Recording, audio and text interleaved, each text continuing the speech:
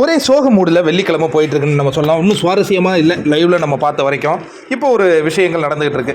அர்ச்சனா வந்து நான் நாளைக்கு போயிடுவணும், ஏன்னா லாஸ்ட்டில் தான் சேவ் பண்ணுறாங்க, ஒரு மாதிரி தான் இருக்குது. நானும் 6 சீசனாக பார்த்தேன். நீங்கள் என்ன சொல்கிறீங்க தினேஷ்?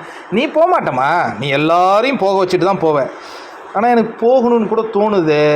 அப்போனா நீ வந்து டீம்கிட்ட சொல்லிவிட்டு நீ கிளம்பி போமா, அதெல்லாம் நான் மாட்டேன்னு சொல்ல மாட்டேன். எவிக்ஷனில் நீ போக மாட்டேன், பட் போகணும்னு நீ முடிவு பண்ணினா அது உன்னுடைய விருப்பம் தானே. அவங்கும்போது விஷ்ணு அங்கே வந்துடுறாரு. எனக்கு விஷ்ணு வந்து ஒரு விஷயத்தில் பிடிக்குங்க.